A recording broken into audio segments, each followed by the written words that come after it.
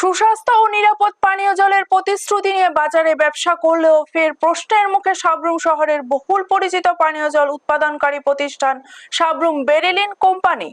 সংস্থার বিরুদ্ধে উঠেছে চরম গাফিলতি ও নিম্নমানের পরিষেবা প্রদানের গুরুতর অভিযোগ। এবার সরবরাহ করা জলের বোতলের ভিতরেই মিলছে বালুর কণা ও অপরিষ্কার পদার্থ, যা ঘিরে এলাকা জুড়ে ব্যাপক চাঞ্চল্যের সৃষ্টি হয়েছে। অভিযোগ অনুযায়ী সাব্রুম মহকুমার মনুঘাট এলাকার এক ব্যবসায়ীর কাছে জল সরবরাহ করতে গেলে বোতলের অভ্যন্তরে স্পষ্টভাবে বালুর কণা চোখে পড়ে।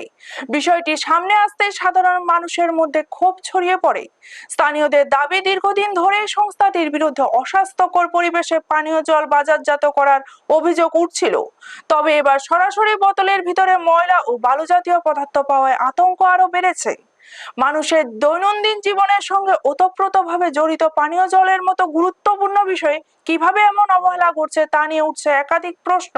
সচেতন মহলের মতে বিষয়টি অত্যন্ত উদ্বেগজনক এবং প্রশাসনের দ্রুত হস্তক্ষেপ জরুরি। খাদ্য সুরক্ষা ও জনস্বাস্থ্যের কথা মাথায় রেখে অবিলম্বে তদন্ত করে দোষীদের বিরুদ্ধে কঠোর ব্যবস্থা গ্রহণের দাবিও উঠছে বিভিন্ন মহল থেকে। ব্যুরো রিপোর্ট, নিউজ তৎকাল 24। সাব্রুম কোম্পানি ইনটেক মালের ভিতরে কি কাজ হয় আপনারা চান এই মাল আপনারা সবাই খাই। কি অবস্থা এই মালের? সাব্রুম কোম্পানি এরকম 2 নম্বরই মাল খাবার সবাই না।